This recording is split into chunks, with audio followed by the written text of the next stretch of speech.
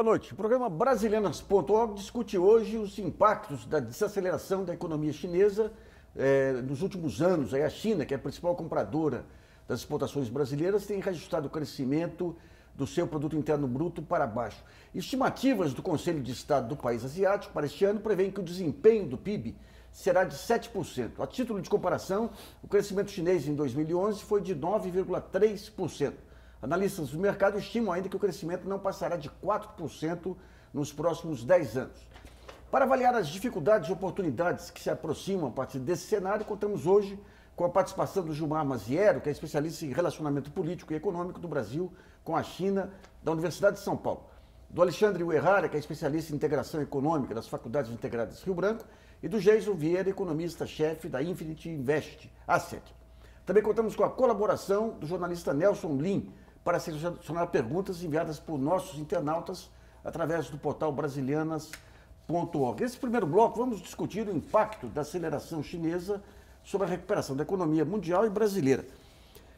Alexandre, todo esse carnaval aí em torno da desaceleração chinesa é razão para pânico ou trata-se de uma transição já prevista e que vai ser absorvida pelo mercado?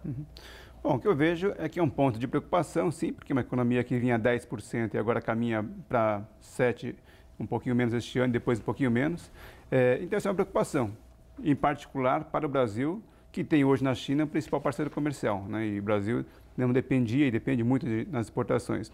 Porém, olhando para o país asiático, para a China em particular, a gente sabe que esse período de transição é uma transição planejada, né? Quer dizer, eles já vinham percebendo que havia uma dificuldade de inserção internacional da maneira como vinha sendo e que nos últimos congressos do próprio Partido Comunista eles já vinham desenhando um outro caminho, tentando agora depender menos da economia internacional e ampliar a participação interna. Então, há um processo de acomodação. Alguma dúvida existe realmente sobre o governo, sobre a capacidade desse governo promover essa transição de menor dependência internacional e maior participação do mercado interno com o aumento do poder de compra da população domesticamente.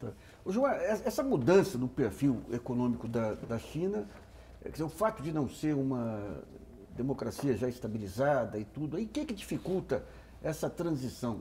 Digamos, essa legitimidade do Partido Comunista Chinês não estaria muito ligada, digamos, à capacidade de atender as demandas da população como um todo? É o que a maioria dos analistas afirmam, né, de que o Partido Comunista se mantém no poder porque ele entrega, né, resultados para a sua população tem aumentado seu poder aquisitivo, milhões de pessoas foram incorporadas no mercado capitalista de consumo e com isso ele ganha legitimidade. Mas note bem, se nos últimos 10 anos, os primeiros 10 anos da década o crescimento era de 10%, agora, nos últimos 3 anos e 4 com esse, o crescimento é de 7%, já houve uma queda significativa e o partido se mantém bastante estável, sem nenhum problema de mobilizações, como nós temos visto em outras economias, em outras sociedades mais virulentas, mais intensas do que tem acontecido lá. Então, eu acho que a legitimidade está, sim, calcada nos resultados, mas também numa sociedade que está organizada de forma muito diferenciada da nossa. Tá, filho. O Jason, digamos, essa mudança no perfil de crescimento da China, em termos de relações comerciais do Brasil, que setores que devem ser prejudicados, que setores que podem ser eventualmente beneficiados? Os primeiros setores a serem prejudicados, obviamente, são aqueles exportadores de commodities básicas. O perfil da China tem mudado no sentido de se tornar um consumidor de produtos acabados, de se tornar produtos com melhor valor agregado. E isso a Europa tende a se beneficiar bastante. Estados Unidos também, mesmo tendo seus postos de construção lá dentro. O Brasil tende a sofrer com isso, mas ao mesmo tempo isso pode ser um estimulador no Brasil de novos setores, de uma reindustrialização do Brasil. A gente tem passado por uma desindustrialização constante do Brasil nos últimos 20 anos. Isso tem sido por conta de diversas diferenças de política, mas ao mesmo tempo é uma política que é contínua no Brasil, que falta um incentivo ao empreendedorismo. Por isso a gente tem essa pretensa proteção industrial que ao mesmo tempo acaba desindustrializando o Brasil, mas isso pode se tornar um estímulo a um novo tipo de indústria que agora está em baixa aqui. Agora, quando a gente pega, digamos, o perfil industrial chinês, ele vai desde o produto básico até produto sofisticado, né? Qual que é o espaço que se teria para um produto brasileiro acabado lá? Essa é a grande diferença que tem acontecido na China nos últimos anos. O investimento em educação tem sido muito grande, tem sido maciço, num volume raramente visto na sociedade moderna. E isso tem tirado uma população muito grande daquela faixa de trabalhadores, digamos assim, do trabalhador básico, indo para níveis mais sofisticados. Isso, ao mesmo tempo, leva a um processo que aconteceu com o Japão nos anos 60 e 70, com a Coreia nos anos 80 e 90, que era da construção de produtos básicos para se tornar um fornecedor de serviços de alta tecnologia. E essa mudança faz com que esta base industrial comece a ser desconstruída na China e seja começada a aumentar uma demanda por uma base industrial que agora eles são fornecedores, mas eles podem se tornar demandantes. Então, Alexandre, eu estava vendo outro dia o Rockefeller, quando se aproxima do Brasil, aí nos anos 40, tudo se fala nas novas alianças estratégicas, ele chegou a ver o Brasil durante a guerra como um complemento da indústria americana que estava inteirinha tomada aí pelo esforço de guerra. Hoje se fala em possibilidade do Brasil e China montarem parcerias aí para produção de produtos siderúrgicos e outros que haveria impedimento na China até por restrições de meio ambiente. Você vê algum movimento nesse sentido? Eu só queria voltar comentar duas coisas rapidinho, ligando a parte de educação com a parte de mercado ali e com a questão de solidez política. Um dos elementos importantes para a gente pensar na China é exatamente esse pessoal, essa população que está chegando ao mercado de trabalho. Né? São mais de 7 milhões de estudantes formados por ano no ensino superior e esse pessoal precisa de emprego para essa mão de obra. Né? Então, e outro dado interessante, pelas últimas estatísticas que eu vi, menos de 7% de crescimento na China não incorpora essa mão de obra. Né? Então, esse é um elemento importante. Até 7%, essa queda, eu acho que foi uma queda realmente expressiva, mas ainda o governo consegue administrar. Mais do que isso, essa população que está chegando, inclusive porque o próprio governo chinês está investindo para formar, você vai começar a ter problema de desemprego e insatisfação ali. Eu acho que esse é um ponto importante. Voltando agora para a sua pergunta, em relação a essa parceria, muitas vezes o que eu vejo é que assim, o Brasil fez grandes acordos, como foi agora em maio, por exemplo, foram mais de 30 acordos, 35 acordos, mas que na prática, né, isso acaba não se convertendo em realidade, fica um campo de promessas e pior, né, o que eu vejo é que aquilo que se concretiza não é exatamente aquilo que o Brasil quer ou que o Brasil tem interesse. Não, por exemplo, agora, neste momento a gente tem, você mencionou nessa parceria das cadeias produtivas.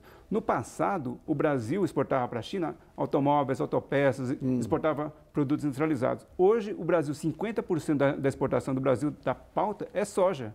E in natura, nem mais processada é. E no passado, o Brasil ainda exportava o óleo de soja, exportava uma pasta de soja, hoje não. Por quê? Porque a China mudou a legislação que acabou taxando mais a soja processada e hoje o Brasil só exporta a soja in natura. Então, veja, a China tem uma política, tem uma percepção da qual é a sua inserção e o Brasil está servindo aos interesses da China, mas não o contrário. Eu acho que o Brasil não tem claro qual é o interesse que ele tem na China. Né? Exatamente. O Gilmar, quando se fala nessa geração de emprego e essa questão da urbanização da China, até alguns anos atrás havia até a intenção de reverter um pouco a reforma agrária que ocorreu lá para tentar viabilizar no campo. Os estados, as províncias chinesas, como é que se comportam dentro desse quadro geral de redução do ritmo de crescimento? Bom, é bastante difícil falar da China, porque o problema da China são os números. Tá. Né? Tudo lá é muito gigantesco. Né? Então, a China, com o crescimento de 10% na última década, necessitava ou criava, né, uma economia do tamanho da Argentina por ano e empregava um Chile por ano. Obviamente, um crescimento menor vai diminuir. Mas em cima de uma base maior também, né? A base tem sido aumentada nos últimos 30 anos, então ela já é significativa. A China hoje é a segunda economia mundial. Então. Né? E muito do que se fala de desaceleração está na parte costeira da China, onde existe um dinamismo, o dinamismo industrial foi mais intenso, né? E a oferta e demanda ali já começa a ser dificultada pelo aumento dos custos de produção, principalmente aumentos de salário. Mas, desde 96, a política do governo central era redirecionar o desenvolvimento para o interior. E aí empresas como a Foxconn, que foi muito comentada aqui no Brasil, está tirando plantas da área litorânea para o interior. No interior, ainda não existe pressões de preços de mão de obra. Exército Industrial de Reserva, eles têm para dar e vender. Tem bastante. E aquela mobilidade dos setores mais pobres ou dos setores decadentes da economia centralmente planejada para as regiões urbanas está sendo redirecionada agora ou ao menos mantida nos seus locais de origem. Até porque as regiões costeiras já não têm mais condições de continuar absorvendo fluxos de migrantes, que embora controlados, muitos migram ilegalmente, nos seus centros urbanos. Então existe ainda um esforço muito grande do governo central e das províncias do interior na sua modernização, na sua atualização tecnológica, que é onde vai segurar os 6 ou 7% dos próximos anos, né, com a economia bastante acelerada. Desacelera na parte costeira, mas acelera no interior. Agora, a questão de investimento em infraestrutura ainda tem muito espaço? Obviamente, a China é grande, as dimensões são bastante significativas e o consumo, então, das commodities, né, para esses redirecionamentos continuará sendo grande, inclusive as minerais. No caso das não minerais, com o aumento do poder aquisitivo da população, muda-se um pouco o foco e aí passa-se a consumir mais carne, mais grãos, outras commodities que não as minerais. As minerais podem cair um pouco, mas não muito, porque o maior parque automobilístico e de estaleiros é hoje o chinês, né, que demanda muito material, muito ferro e aço.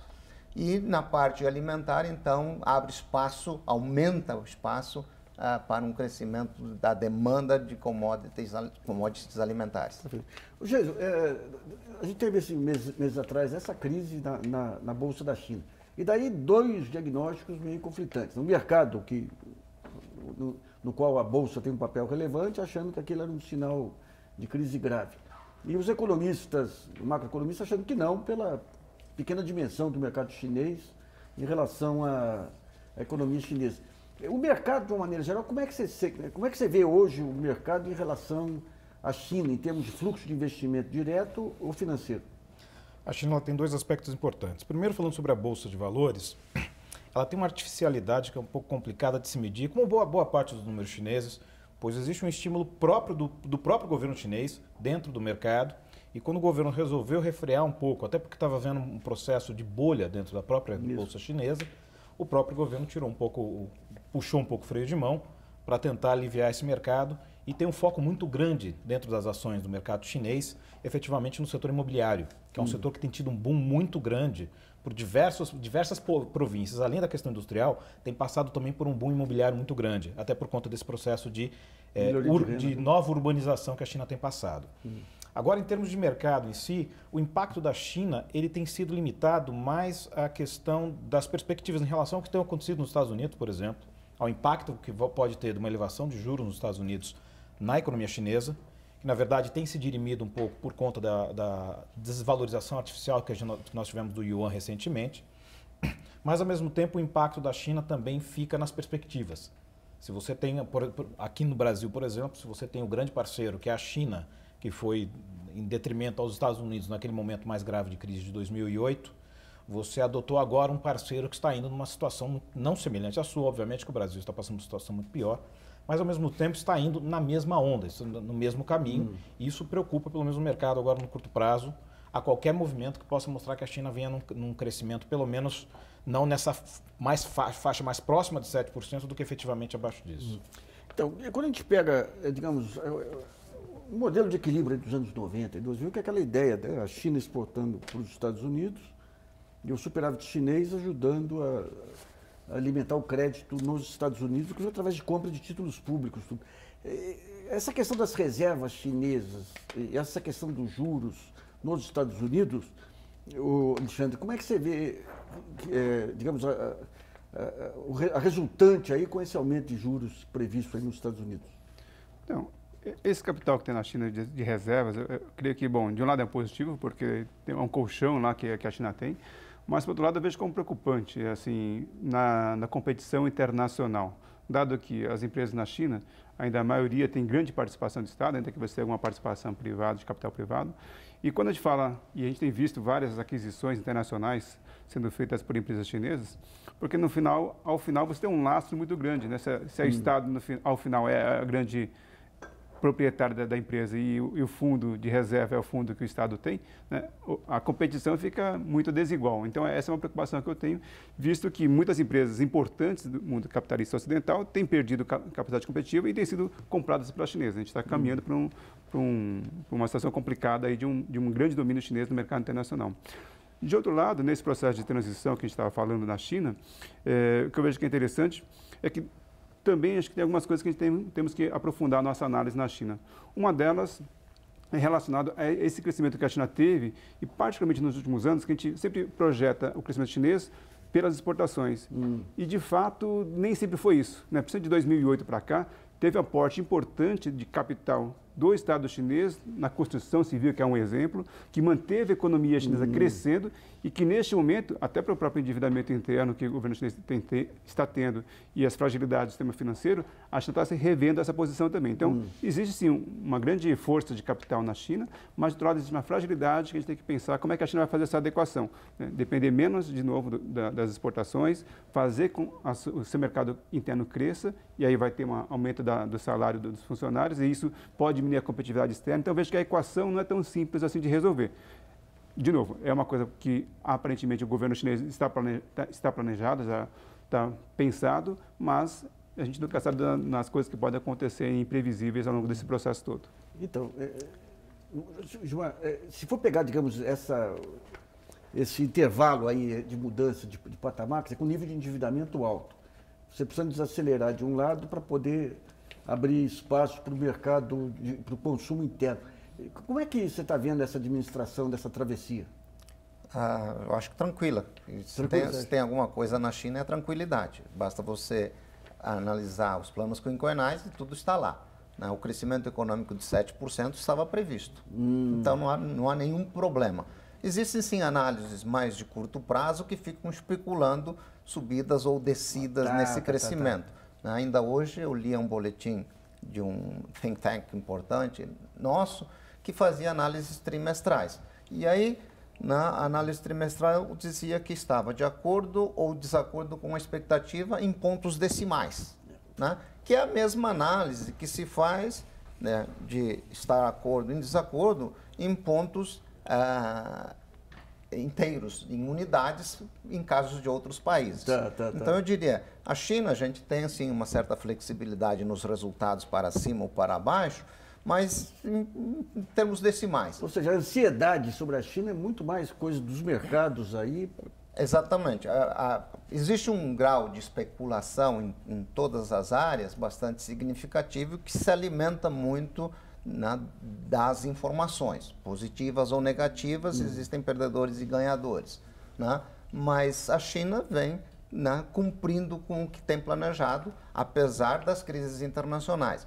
O redirecionamento do modelo já pensado anteriormente, porque era óbvio, não dá para você só desenvolver a parte costeira e deixar a parte do interior abandonada, como tem acontecido em outros países conhecidos, né? Mas o grande problema do redirecionamento foi que os mercados principais consumidores das exportações chinesas deixaram de comprar. Estados Unidos entrou em crise, a Europa entrou em crise e deixou de comprar. Só para entender um pouquinho, você está trazendo aqui essas nuances geográficas e tudo aí, que fazem muito sentido. Agora, quando você pega a análise internacional, mesmo de Martin Wolf e os grandes analistas, eles ficam só em cima dos grandes dados macroeconômicos, sem se debruçar sobre essas particularidades, peculiaridades.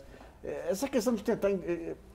Essa dificuldade de entender a China não está um pouco ligado nessa tentativa de pegar o modelo chinês e colocar embaixo de um modelo analítico aí que cabe para os Estados Unidos e outros países?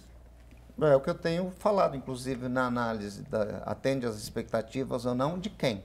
Quer dizer, então, se você pegar grandes veículos da imprensa internacional, né, eles acabam trocando os países e trocando alguns indicadores, mas o texto principal é o mesmo.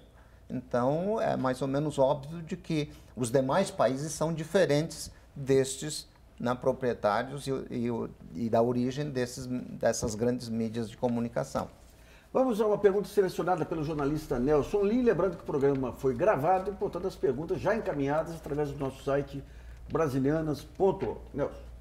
Bom, Nassif, a Vivian Muniz, a internauta Vivian Muniz de São Paulo, pergunta: até que ponto nossa economia é dependente da China?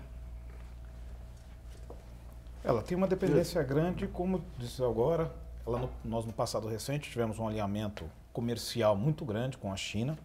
Obviamente, fazia muito sentido naquele momento, mas eu acho que o Brasil ele falha exatamente em ter essa percepção de que a China tem se alterado internamente. O Brasil tem falhado em seguir isso.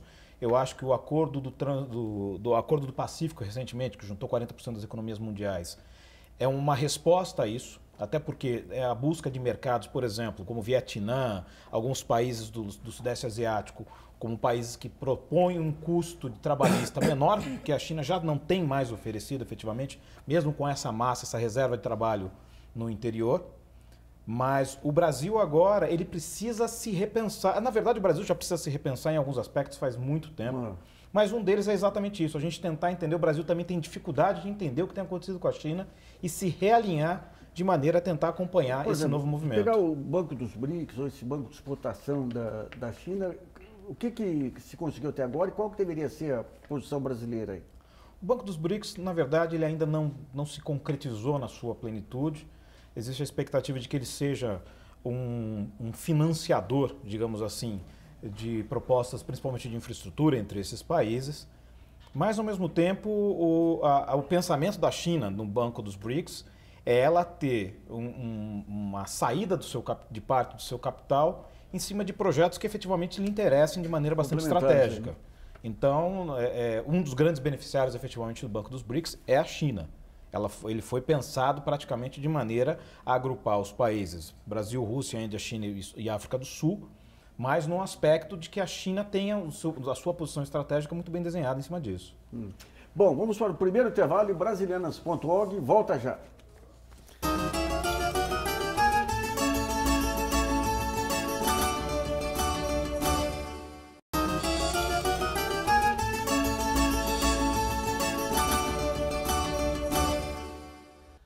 Voltamos a apresentar o programa Brasilianas.org, que discute hoje os impactos da desaceleração econômica da China sobre a economia brasileira. Nesse segundo bloco, vamos discutir as oportunidades que podem surgir desse cenário de crescimento desacelerado e de mudança do padrão de crescimento da economia chinesa.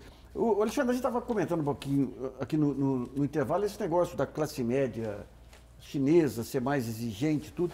De alguma maneira, os serviços públicos lá, de saúde, tudo, o Brasil ele tem um know-how bom em SUS e tudo, tem educação, tem alguns modelos aí, se bem que a China está bem acelerado aí. Essas indústrias de bem-estar social, de alguma maneira, você vê espaço para o Brasil tentar colocar o seu know-how na China? Olha, o que nós sabemos aqui no Brasil é que nós temos sempre muito boas estruturas e até legislações sobre vários aspectos, por causa do meio ambiente, a saúde, o próprio plano de saúde, o atendimento capilarizado que o Brasil tem é muito bom. Bom no sentido de pensar em capilaridade. Né? E isso na China talvez fosse interessante, dado o tamanho do país e a população que o país tem.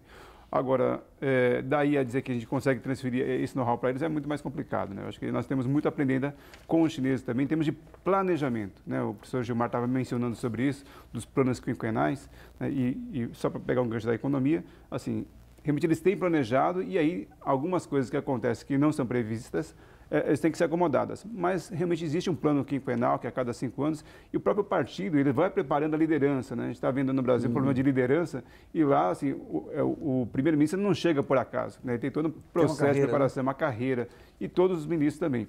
E quando a gente fala no Brasil, agora voltando para a sua pergunta novamente, uma coisa que a gente tem que pensar é planejamento. Né? Eu acho que isso a gente tem que aprender com os chineses, ainda que nós tenhamos alguns modelos interessantes. Essa parceria, cooperação, nós temos muito que aprender ainda. Gilmar, esse planejamento como se dá? Porque tudo bem, tem o Partido Comunista, tem a centralização, mas pelo que a gente ouve falar, esses valores eles perpassam toda a área estatal chinesa. De que forma que se dá essa discussão para conseguir essa adesão geral aos planos preparados pelo governo? Bom, a China Estado e partido se confundem. Isso. Muito da estrutura do Estado é preenchida por membros do partido político. Né? E esses membros competem, são 65 ou 70 milhões de membros do partido, competem para preencher as posições no Estado. E competem para serem os seus líderes nas suas comunidades. E a discussão começa realmente nas pequenas vilas e nas pequenas cidades, né? E vai subindo para as regionais e da regional para a central, onde nós temos o maior parlamento do mundo, que fica uma semana reunido para discutir aquilo que as localidades discutiram. E, obviamente, né, algumas localidades são mais fortes que outras, acabam implementando um ritmo as mudanças que o país quer. Uma coisa que é muito interessante, eu queria que você detalhasse um pouquinho para a gente, é o seguinte: quando tiver as democracias ocidentais, você tem aquele movimento pendular aí, o estado de bem-estar, a economia mais voltada para mercado, digamos, um movimento ajudando a desbastar um pouco os exageros da fase anterior. A China tem essa divisão também, o pessoal mais voltado para a parte capitalista chinesa e o pessoal mais voltado para a parte social, né? Como que se dá essa mudança internamente dentro do partido? Então, por forças das diferentes... Primeiro, existem 9 partidos que disputam espaço dentro do Partido 9? 9. Né? Então, obviamente, além dos partidos, existem as bancadas, como nós temos aqui, ou os diferentes grupos, né, que pressionam para ter seus interesses atendidos no plano quinquenal. Né? E, obviamente, é um jogo de muita pressão e de liderança, e das lideranças se imporem aos demais, né, e receberem a legitimidade pelos demais para terem a sua orientação atendida. E, obviamente, dependendo do líder, com base no seu passado e apoio, nós vamos ter a economia direcionada mais pró-mercado ou mais área assistencial ou assistencialista ou esse tipo de coisa. Mas isso significa ter uma liberdade de crítica aí.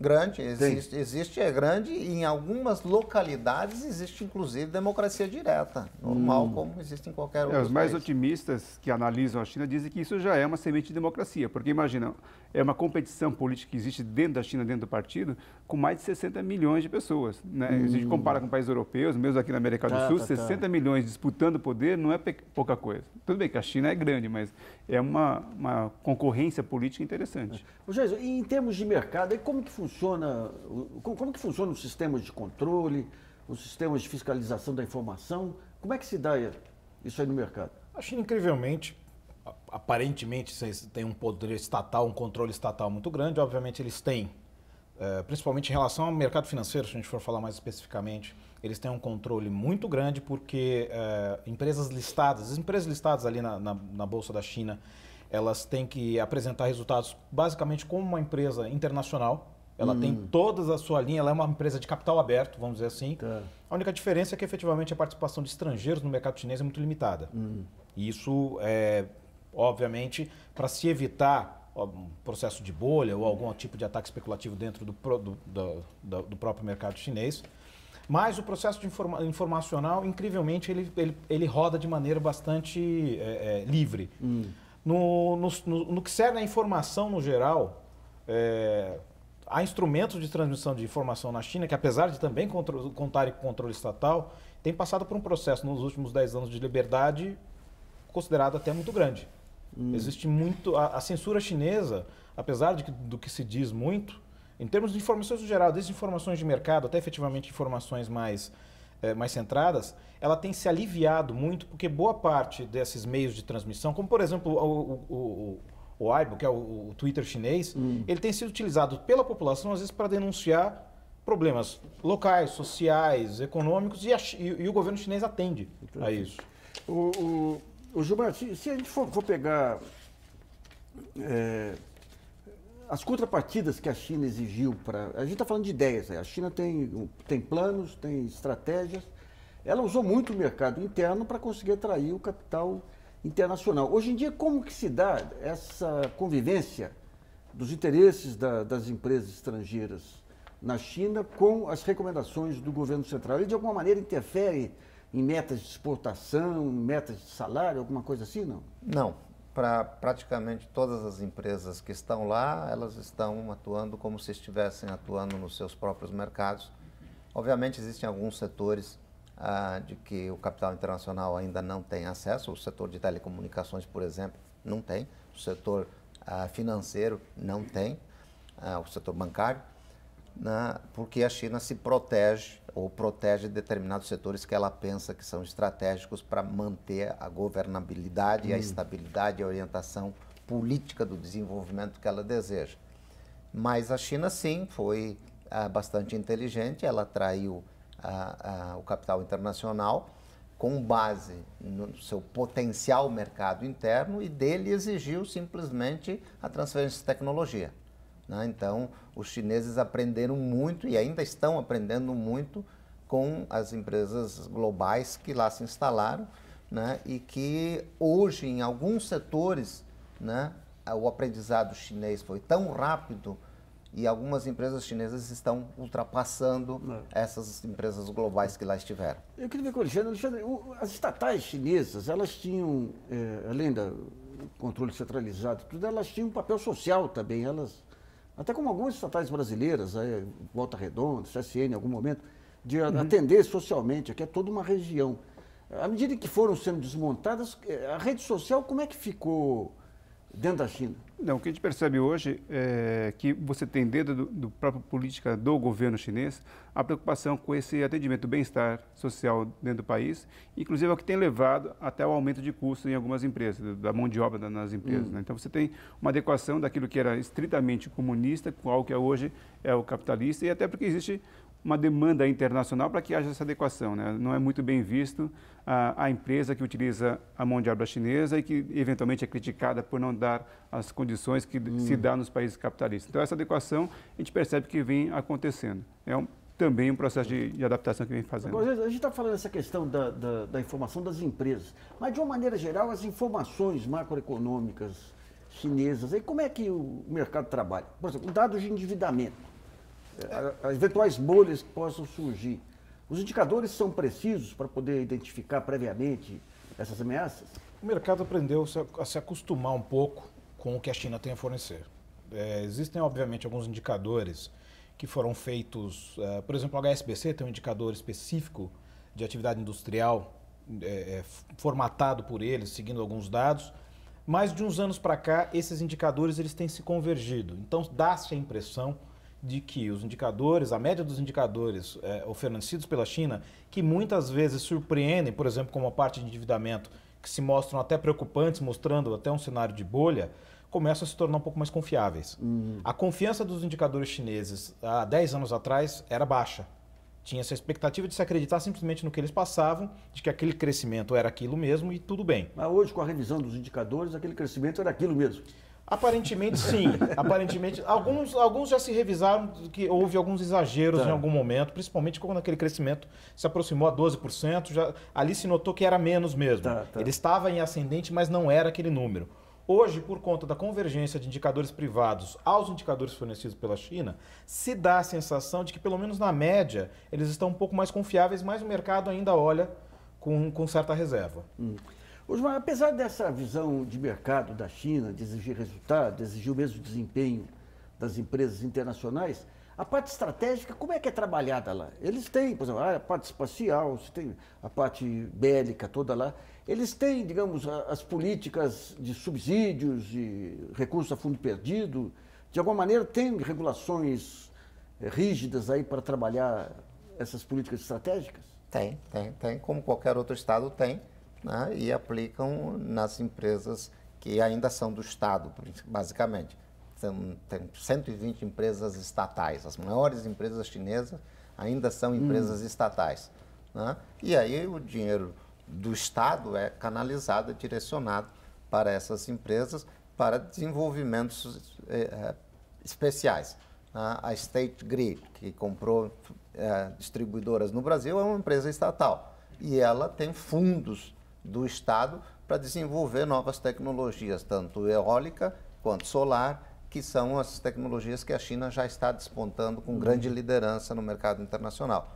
Então, como qualquer outro Estado, aloca seus recursos em setores que eles acreditam que terão potencial de futuro. Agora, dá para se falar de um modelo chinês de gestão, ou que tem um baita de um mercado que dá escala para qualquer coisa que se faça? Não, é óbvio que dá para se falar de um modelo chinês de gestão, porque os chineses caracterizam aquela economia como uma economia socialista de mercado com características chinesas. Está aí um nome que é dado para caracterizar alguma coisa diferente.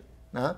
No âmbito de cada empresa, não. As empresas praticamente funcionam de uma forma muito igual às demais, com exceção, obviamente, das estatais, mas não diferente das demais estatais existentes no resto do mundo. Tá. Né? E aí com peculiaridades culturais que são próprias deles, né? De uma maior disciplina, uma maior dedicação ao trabalho, um maior esforço, uma população economicamente ativa ainda bastante jovem, né? Então, com as peculiaridades chinesas também nesses aspectos. Só uma dúvida. No caso do treinamento e tudo, é o treinamento escrito mesmo, ou a comunicação verbal ainda é muito relevante aí, pelo fato de ser um país aí de urbanização recente?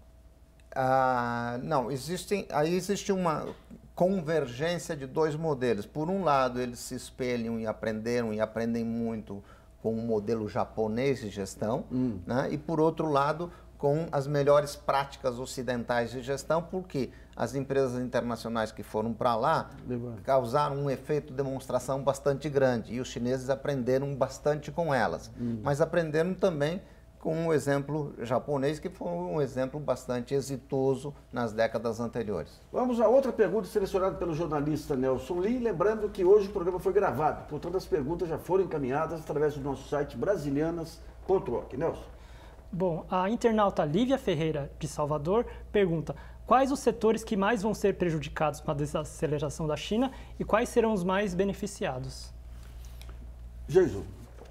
É aquilo que a gente citou no começo, acho que os produtores de produtos básicos, eles tendem a sofrer em algum momento com a... Não, eu não digo com a desaceleração, acho até um pouco preocupante a gente citar um pouco o termo desaceleração, que até como ele mesmo citou, é a questão maior, faz parte dentro do planejamento chinês passar por processos de diferenciação de crescimento. Esse novo crescimento chinês, que é muito mais voltado para dentro, ele vai realmente demandar produtos de maior qualidade e produtos mais acabados, no sentido que aquilo que afetem a demanda chinesa, aquilo que está dentro do escopo da demanda chinesa. Existe uma proteção de mercado muito grande, mas obviamente a China vai em algum momento, isso nós já estamos falando no aspecto de futuro, deixar de produzir uma faixa de produção industrial até mais básica e ela vai começar a demandar produtos também mais sofisticados. Por isso eu digo, a Europa tende a ser um grande beneficiador da nova demanda chinesa e o Brasil ainda vai ter uma demanda, obviamente, por produtos básicos, mas ao mesmo tempo vai ter que sofisticar seu mercado para atender esse novo mercado chinês. Bom, vamos para o segundo intervalo e brasilianas.org volta já.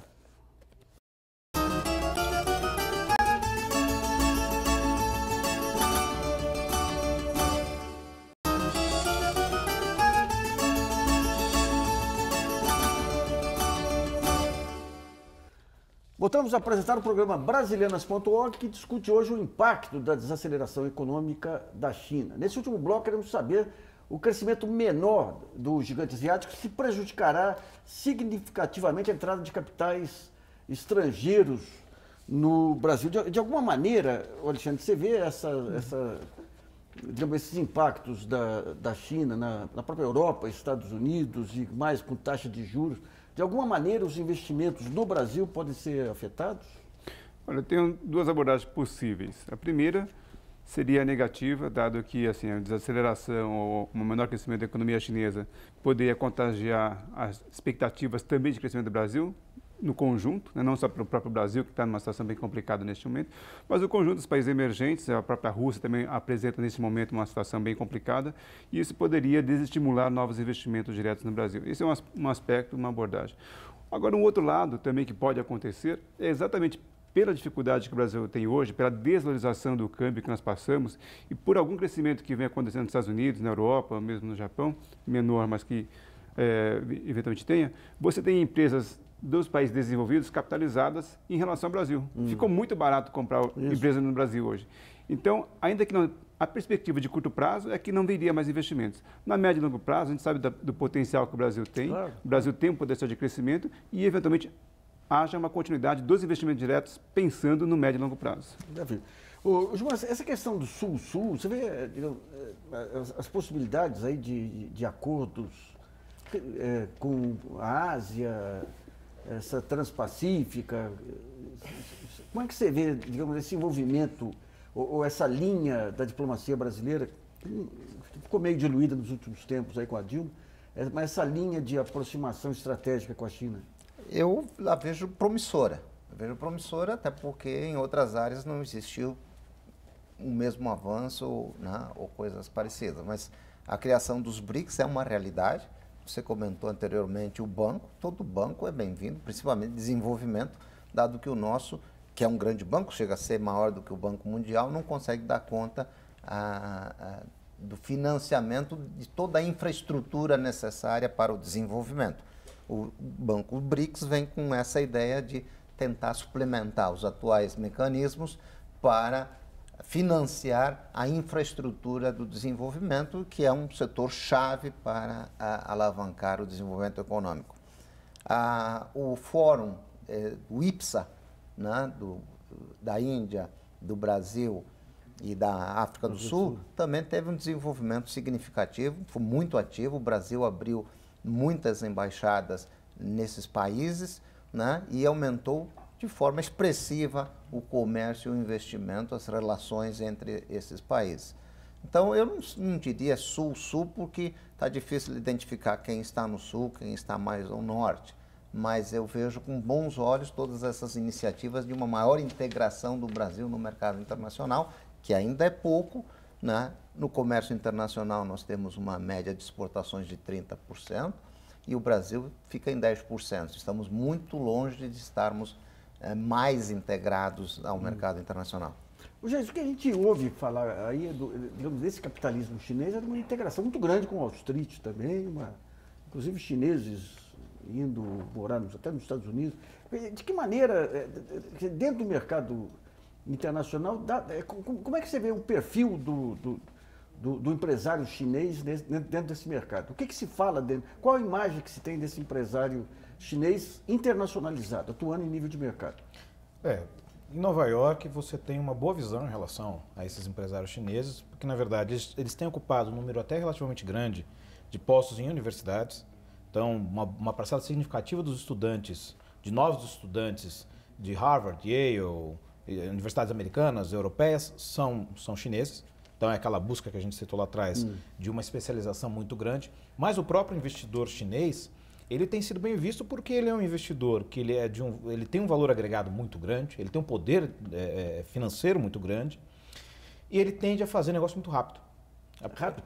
Rápido, apesar existe uma barreira cultural, obviamente, mas ela é uma barreira cultural, se for comparar com o que aconteceu nos Estados Unidos nos anos 80, comparativamente ao que acontece com agora, nos anos 10, aquele digamos assim. Aquele deslumbramento do empresário japonês dos anos 80 não se repete agora com o chinês. Ele não é tão deslumbrado, ele não vai tanto com sede ao pote e, na verdade, a barreira cultural que você tinha, o japonês ele impunha uma barreira cultural maior, apesar de ser um grande investimento, um grande investidor, num volume muito grande. Mas o investidor chinês ele tende a ser mais cauteloso, o volume dele é mais pulverizado, vamos dizer assim. Hoje você tem investidores chineses que já compraram vilas vinícolas inteiras na Itália, e foram comprando ali de maneira bastante pulverizada, foi de pouco em pouco, mas eles acabam adotando muitas vezes o modus operandi da região. É mais ou menos como os romanos faziam nas suas invasões. Eles invadiam, mantinham os costumes locais, mantinham as lideranças locais, mas com a regência exterior. Então, vamos pegando esse ponto aí, Alexandre, quando a gente vê, digamos, a expansão chinesa, ela não é nada de ideológica, como foi a americana lá, com aquele negócio da vocação democrática e tudo mais. De que maneira que esse soft power chinês se revela e de que maneira, e o que está por trás, digamos, da estratégia final deles nessa questão geopolítica de aproximação com outros países? É só o pragmatismo? É uma coisa bem interessante que eu vejo aí. nesse aspecto. Até a palavra foi interessante, chamada de invasão chinesa, né? Porque a impressão que realmente estão no mundo inteiro e isso vem acontecendo. Mas eles são muito pragmáticos, né? A gente percebe isso e não tem aquela carga ideológica que se tinha na Guerra Fria, de comunismo versus outra capitalismo. Revolução Cultural, né? Da Revolução Cultural. Eles são muito pragmáticos, inclusive essa facilidade ou agilidade do negócio, eu também percebo dessa maneira com um público que está muito pragmaticamente buscando negócio, como é que eu facilito esse negócio, como é que eu faço a negociação. E isso tem feito com que a expansão chinesa no mundo, em termos até mesmo agora da internacionalização das empresas, venha acontecendo de maneira muito rápida, porque realmente eles são muito pragmáticos nesse aspecto, não tem uma carga ideológica e com dinheiro disponível, acho que isso facilita bastante. Né? Eu acho que esse é um dos pontos importantes até, que a China passou por um processo muito importante, eu acho que de 20 anos para cá, que foi de desburocratização dos negócios. Ah, tá. E isso deu um boom no crescimento chinês, que é uma lição que o Brasil, além do planejamento, o processo de burocratização também poderia ser muito bem aprendido no Brasil. Como é que é lá o sistema de decisão aí para quem... Ele é mais rápido do que se imagina. Apesar de você ter todo um controle estatal, de você ter uma escala política passando por tudo isso, tudo segue muito planos de negócio. Então, se você tem que já apresentar um plano de negócio relativamente estruturado. Então, mesmo empresas que querem fazer negócio com empresas chinesas, se chegar com um plano de negócio estruturado que seja, digamos, legível em termos chineses, ele passa de maneira relativamente rápida. Eu estava lembrando a Embraer, quando fechou com a China, lá era um xadrez fantástico, porque a China abriu uma possibilidade do mercado chinês, a Embraer entrava como parceiro chinês, sabendo que eles iam assimilar aquela tecnologia e iam ser competidores futuramente da própria Embraer. Né? Digamos, essa lógica chinesa aí do mercado fez muita gente entrar na China também sem ter um chão muito seguro, né? Simplesmente porque todo mundo tinha que entrar na China. Né? A expectativa naquele momento inicial era vamos entrar na China. A China no futuro, esse mercado que nós abrimos aqui dentro será muito importante. Até por isso que o Japão também, nesse momento, ele acabou se voltando a um nível de tecnologia mais, vamos dizer, a gente pode dizer mais refinado. Por quê? Exatamente quando você manda para a China para montar o tal do, vamos dizer, um exemplo bobo, mas um videogame, mas o coração desse videogame, o core daquilo, não pode ser copiado, aquilo fica dentro do Japão. Tá. Então ele transfere aquilo que não é estratégico. Gilmar, a gente viu de uns anos, quer dizer, dos anos 90 para cá, muitos brasileiros aí que foram aprender o mandarim, que foram para a China para estabelecer, digamos, relações de comércio aí. O que é essa comunidade hoje aí? É meramente importadora, né?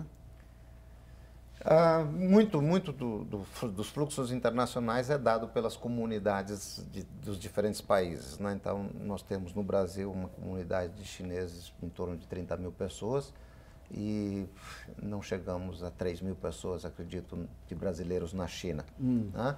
Mas muitos brasileiros foram trabalhar em algumas empresas brasileiras que para lá se transferiram no passado, algumas com contratos de mais curto prazo, e aí então o problema da tentativa de dominar a tecnologia mais radical por parte dos chineses, e outras de contratos de mais de longo prazo, onde os chineses não se preocuparam em dominar aquela tecnologia porque as empresas estariam operando naquele mercado por 20, 30, 40 anos. Né?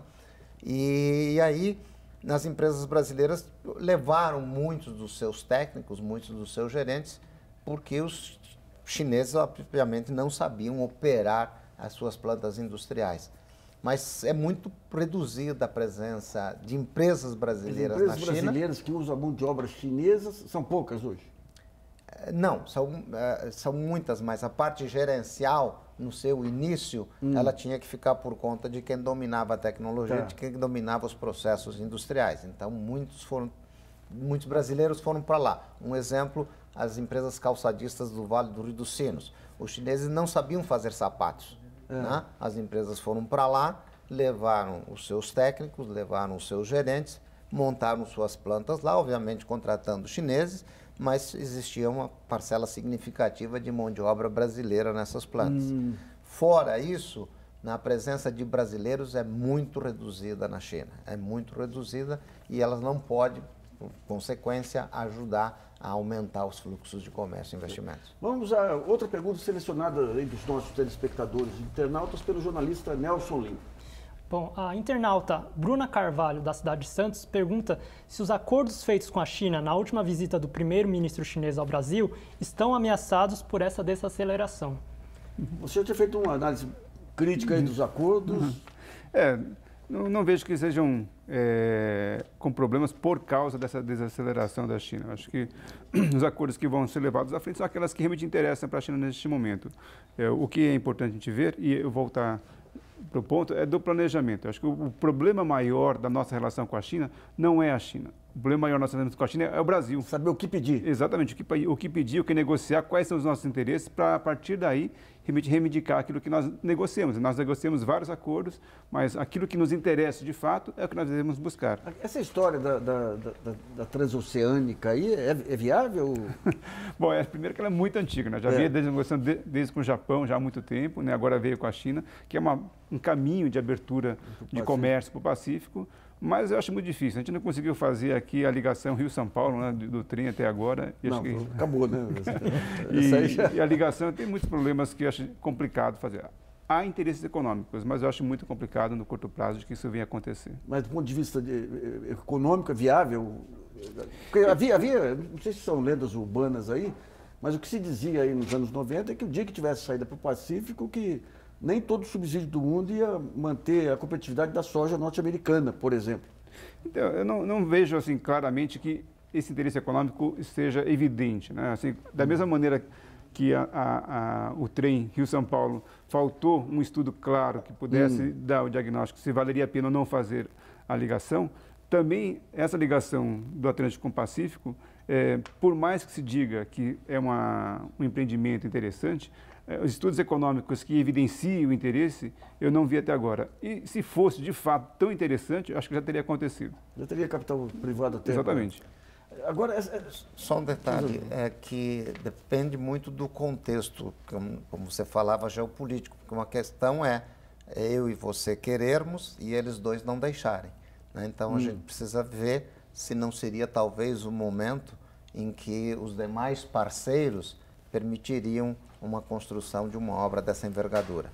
Bom, o programa Brasilianas.org sobre os impactos da desaceleração da China na economia brasileira termina por aqui. Agradeço a participação do especialista em relacionamento político entre Brasil e China da USP, o Gilmar Maziero, do especialista em integração econômica das Faculdades Integradas Rio Branco, Alexandre Uerrara, e do economista da Infinity Asset, Jason Vieira. E também a colaboração do jornalista Nelson Lin e de você em casa, que nos acompanhou em mais essa edição. E lembre-se, você pode continuar colaborando, enviando sugestões, textos e vídeos para o portal Brasilianas.org. Esse espaço aqui também é seu.